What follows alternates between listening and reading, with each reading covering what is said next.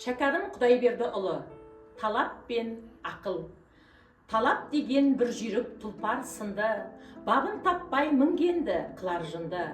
Тау құрама басыңды, тас құрама, ал енді оған кісі қайтып мінді. Талап шапса ақылға мініп алып, жақсы жаман бәріне бірдей салып, анық ақыл адамын аштырмайды, еш нәрсе одан құтылмас жетпей қалып. Талап деген ындынмен ентелемек, ойға алып қызыққанын қылсам демек. Ол ісі орайлы ма, орайсыз ба, ойланып оны ақылға салса керек.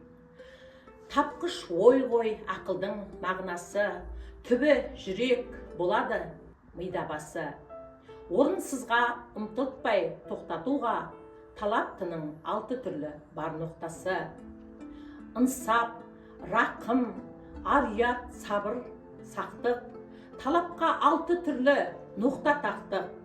Алтауының ішінде ынсап, әділ, өзгесінің тізгінін соған ұстатты.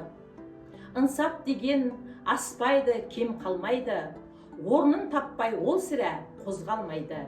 Рақым жақсы көреді аяғанды, адамға қаталдықты ойға алмайды. Ар демек адамшылық, нысан деген, арын кетпес жаңа қарсы деген. Теріс ұғып жүрмесін, мұны біреу сөз емес, күншіл болып алыс деген. Намыс сол, өзің қорлан кемдігіне, құрбыңмен ұмытылып бақ теңдігіне. Алмай өз алдыңғының аяғынан, соқтықпай өзің іздеп еңбегіңе. Ұят сол, аулақта ұял көргендей-ақ, ұрлаған малың шығып бергендей-ақ. Орынсызды істеуге өлгенше ұял, ұят күшті өлімнен дегендей-ақ. Сабыр деген әр іске шыдамдылық, қатты керек адамға бұл бір қылық. Қолы жетпей талай жан ізденеді, осыдан көп шығады адамшылық. Сақтық деген әр қашан байқап жүрмек, пайдама не, залал ма ескерілмек.